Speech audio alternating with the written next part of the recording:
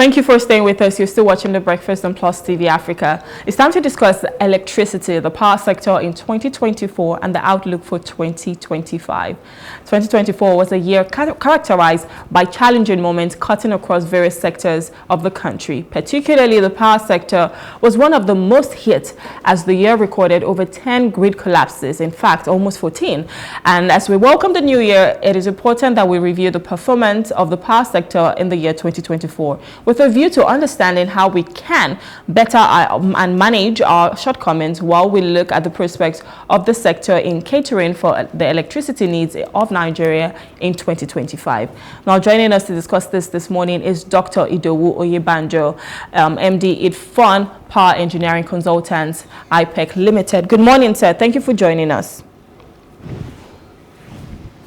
Good morning. It's a pleasure to be here. Happy New Year to you, sir. Thank you so much. Yeah. All right. So we're talking about the power sector, and in the past year, we saw a lot of grid collapses.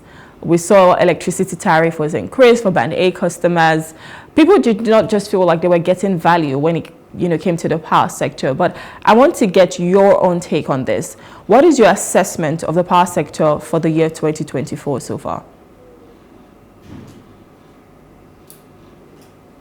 The year 2024 had a lot of events in the power sector, positive and some negative. For example, in the very beginning of the year, we had the amendment to the Electricity Act 2023, where the president had to take note of an amendment on the host communities. In the original documentation, the host communities were given a particular percentage to take care of the fact that any generation company working in that host community should make a contribution to the community. But the percentage was reviewed, and that was an amendment to the Constitution. And what we beg is that people should allow meritocracy in looking at those documents before the president signs them. Otherwise, we will keep having so many amendments of the documents in 1 year. As at the end of the year, there was another plan to amend the Constitution, that same act. So, although acts will be amended from time to time, it is important to limit the number of amendments. We had vandalization of towers during the year, which led to grid collapse. We had Aba IPP, which was really good in Abia State, geometric power. They have an integrated power plant. Then the tariff in April, the tariff hike, which didn't sit down well with most people. And you have mentioned the grid collapse that we had, and the EFCC. The EFCC did an investigation on why the grid is collapsing and the money allocated to the power sector in the past years. And look at what the lead person of EFCC said, the EFCC boss. He said, Nigerians will shed tears if they see our investigation on the reasons behind the constant national grid collapse. Because all the monies allocated have been used, not used judiciously. But on a more positive note, 9 states, as of 31st December, have applied to NEC for transfer of regulatory oversight under the Electricity Act. States like Enugu, Imo, Ekiti, Ondo, Lagos, and Ogun State. They have now what we call State Electricity Regulatory Commission. That's positive for those 9 states. And that's a very positive note for the country, because in 2025, what we expect is more states taking the bold step to save their people, to let economic development happen in their state. And the only way, I repeat, the only way forward for Nigerian power sector to succeed is through this Electricity Act and its positive implementation. Thank you so much for that. I love so that's 2024. Yes. So I love the fact that, you've highlighted some of the challenges that we have, but obviously the positive things that we also saw in 2024, one of which is, all of these states having to apply for their own, to the regulatory commission for them to have their own oversight functions there. So it's a great thing. And of course, if these states are able to generate their own power, it works for them and development in that state. But let's talk about some of the challenges. So one thing that is known is some level of gap between generation and distribution in the power sector, and I'm sure even with the national grid collapsing also has a role in that as well. Now, Nigeria has a population of over 200 million people, and we struggle to generate about 4,000 to 5,000 megawatts. But in South Africa, I like to use this as a case in point. In South Africa, they have a population of just over 60 million people, but then they generate about 60 to 70,000 megawatts. So if you do the number, it doesn't just make sense that why does Nigeria, who obviously we are wealthy, we have everything, we have the resources, but then we're generating so little. In as much as we have so much money pumping into that place, there are reforms, there are investments that have gone in, why are we still generating so little, and why are people not seeing power as they would love to? First of all, I love your analogy of South Africa, the population. It makes sense, although it is not technically correct, but it makes sense. It helps you to easily see that, look, the country is not generating enough.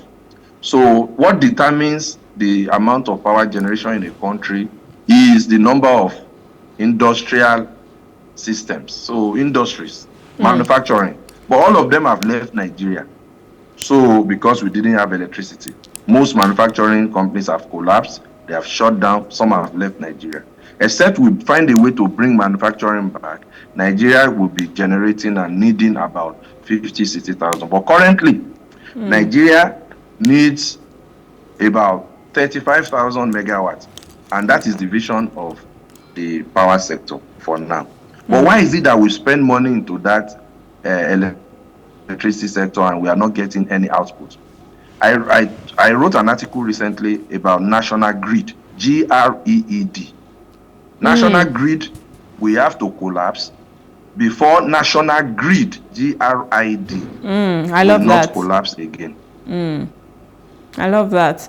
Okay. So I put it as words on marble. So I posted it everywhere. I can see the wordplay there. It's corruption.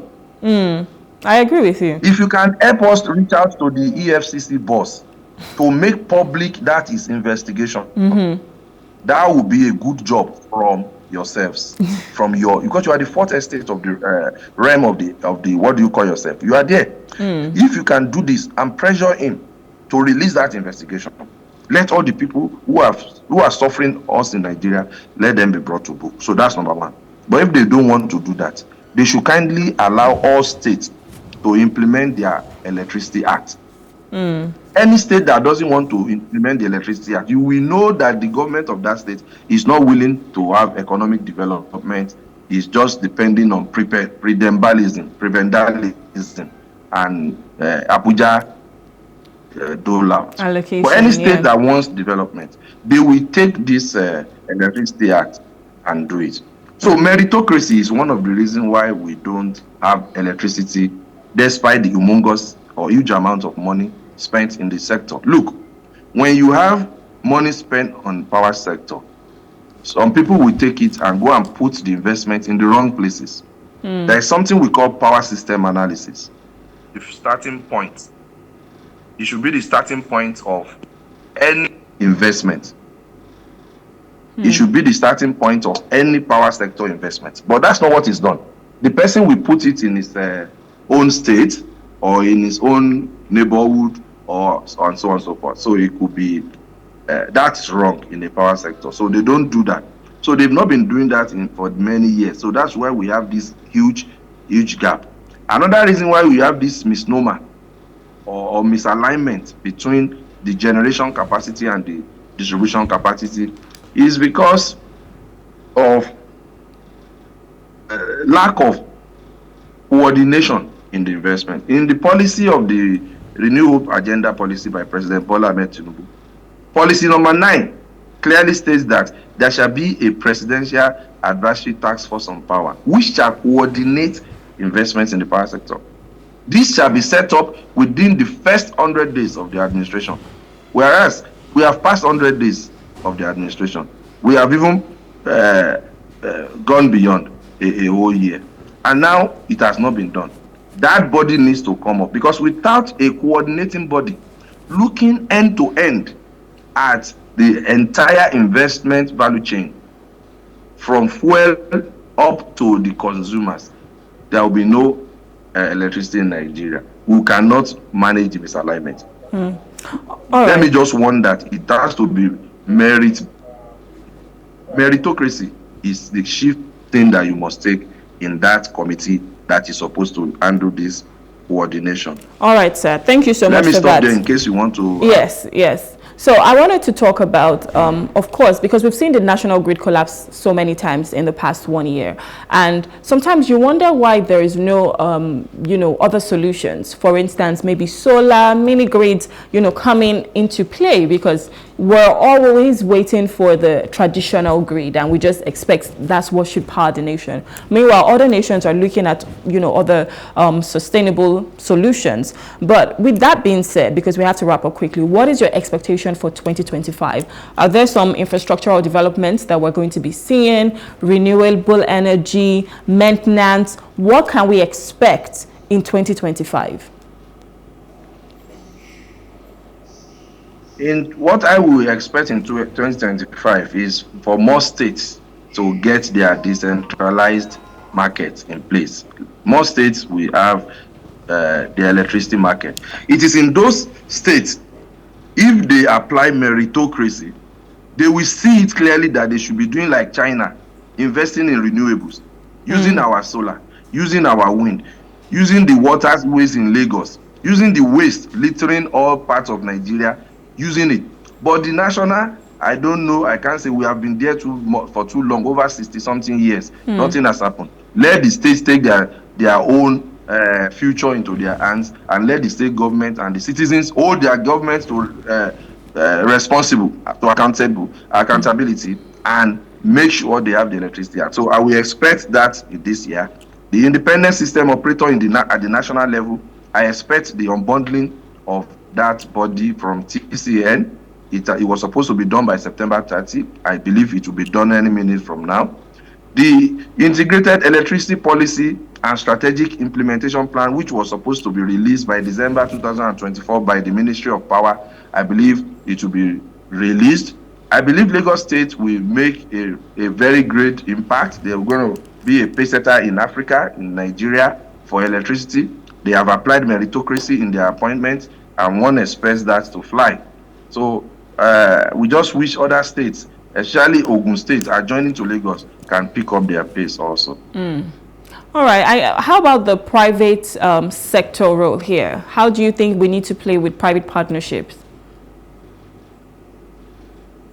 Very, very important. The electricity sector cannot go further with public investment. It has to be private, PPP and private sector led. And that's what will happen in Lagos State, because they have already advertised for private companies who are interested to build for generation. So a lot of private companies have bidded for that. So they will do that. And any other state that implements this electricity that will do the same. So you're going to see a lot of solar, wind farms, solar farms. You're going to see renewables. You're going to see rooftop renewables, solar. You can sell power to the electricity grid depending on the ability and capacity of the regulators in each state. And I bet you, watch out for Lagos State. It will be very fantastic. Nice. Thank you so much for that. So this is my own call to action. I just hope that, urgent steps will be taken to ensure that the power sector becomes a driver when it comes to economic growth and development in Nigeria, because I would say it's the bloodline of the nation. We definitely need the power sector to be working and at a sustainable pace as well. So hopefully those steps would be taken. We want to say thank you so much for coming, Dr. Idowu. It's been a pleasure having you on our show. Thank you for your time. Thank you. Thank you, sir. Have a wonderful day.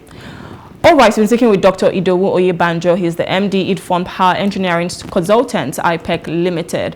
And we've just been talking about the power sector, looking at what has happened in 2024 and the outlook, for 2025. And this is where we have to say goodbye on The Breakfast this morning. Thank you so much for having The Breakfast with me. My name is Rume Paulson. I'll see you again tomorrow. Have a wonderful day. Good morning.